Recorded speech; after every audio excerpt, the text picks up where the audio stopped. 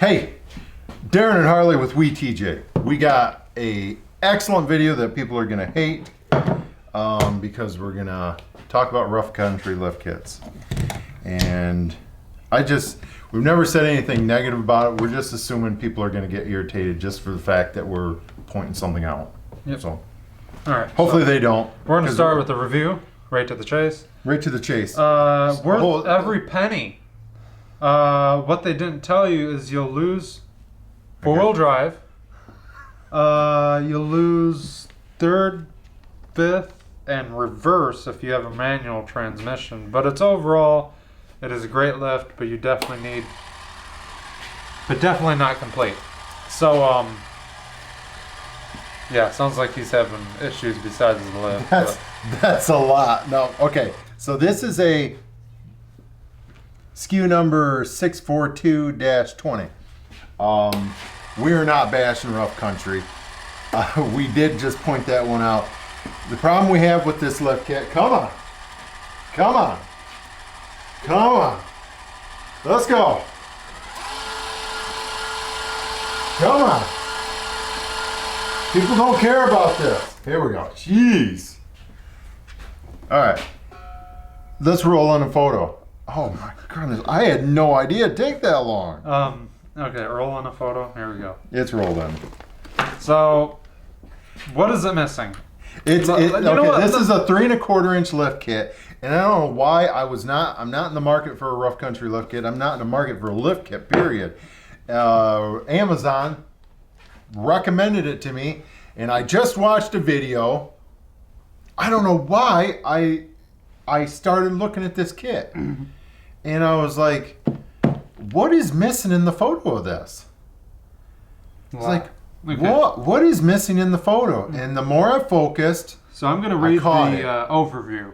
Okay, just briefly read it. Skip out all the jargon about the shocks. Because the overview, pretty much all it talks about is the valving of the shocks and the color and the smooth texture of the powder coat on the shocks. But it does say it has perfect blend of off-road performance and smooth highway use. When we bought our Fox, we did not buy them because of the color, and we bought them because of function.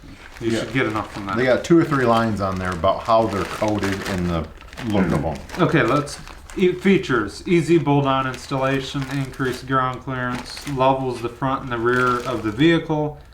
Here's the big one: rear track bar brackets keep the rear axle perfectly centered. And then they talk about the shocks again, but. Okay, so that he just caught on what issue I'm having with this kit. They pointed out that there's a rear track bar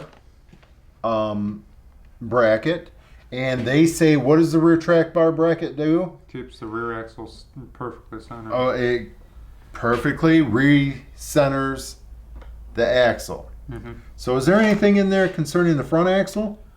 Non-existent. They don't care about the front one. They don't care about the front one? Go down to notes. Does it say anything in notes? No, not about. Okay. Just wheels and. Well, maybe they're not lifting. Maybe they're not lifting the front of the Jeep, are they? Notes: make sure to clean your new N3 shocks often. No. Does it say that? Are they lifting the front of the Jeep? No. It says it'll already be higher. It says levels the front with the rear of the vehicle. Oh, so it's lifting the front and the rear. So how are they centering the back of the Jeep? That's weird. How are they not centering the front of the Jeep? The front's gonna lift itself. So. Okay, he is being full on sarcastic. Okay, don't listen to anything he's saying. This is what we're getting at: is rough country is selling a bolt-on kit, and they're not doing anything about the front end. Yeah, it doesn't have a track bar. I see a lot of problems with this kit. No track bar for the front, no any type of steering linkage alignment or anything as far as that goes. Well, here's a big thing. My problem... Steering box drop. A pitman arm? Pitman arm, yeah. Yeah, but we don't use them. I know we don't, but they would have to in that scenario because we totally changed our setup. So, That is one more thing it's missing. No, they wouldn't need it. Why wouldn't they? You're gonna make me cut that crap out of the video now. Cause no, we're not running one in my 4.5-inch lift. Oh. I forgot. However, You're running steering. it's getting pretty This person's going to be extended. running stock steering still. Stock tires. I mean, all those other people were. That steering is getting really close. Okay, I digress. I get what he's saying.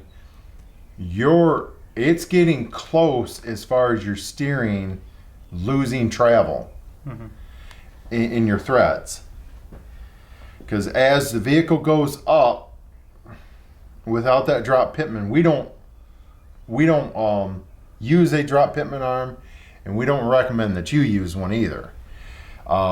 There's the only correct way to use a drop pitman arm is by lowering your front track bar bracket on your axle, getting them both down. Most people, very few people do it. So you're actually messing all your handling characteristics up on your vehicle. So we don't recommend it. Yeah. So I didn't catch that. So you would want to test. I mean, it's got the sway bar links and the spring pucks and all that. I mean, So- it's got all that other transfer case drop. Another thing is, So, with the way the stock Jeep is, what is the time on that? when you lift it, this kit's misleading. It's got great reviews, but I don't know. I think there's some things missing in there. Now, different people have said that, hey, you're missing your front track bar. Maybe they knew going into it. I feel as though, okay, the way a stock TJ works, the linkage, isn't that going to change your toe in, raising it up like that? So the problem was anytime you go above like 2 or 2.5 inches with stock steering is you actually run out of threads, because the more that because it's like that Y thing. So the more that you go like this, it's going to do more like this shape. And what you do is you end up having to thread those out, those tie rods. Yeah, You have to thread them out more and they're more. not even. I mean, maybe they tell you in the instructions, but I don't think most people realize that you have to realign it. Either way. So. And at that point, so either way, you're going to need a new track bar and possibly a different steering. Yep. You're getting close. I mean, the stock TJ steering is really weak, anyways. Yeah. It's, That's pretty weak. Oh well. all right. So what do we say? What do we say? I don't know. That's like 3/4 of the way there. We're not saying not to recommend this kit. We're just just saying need more you're stuff. gonna need some more stuff, and it's too bad Rough Country isn't up front with you telling you that you need it. Yeah. That's it. All right. This is Darren and Harley with We TJ, That's right. and we out. We're out. All All right, so I'm gonna run a couple welds here. Tack weld there and there.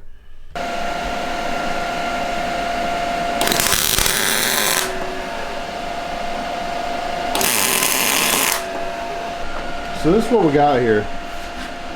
I had to make this bracket here, and it's going down on the axle. We're gonna have to weld that in on the axle because we've made too many changes. Yep. And we actually cut off our stabilizer. So, yeah. Fun. Looking good. And we'll show them some footage in the If they're interested, then come back and check it out. Yep. We'll finish it up. All right.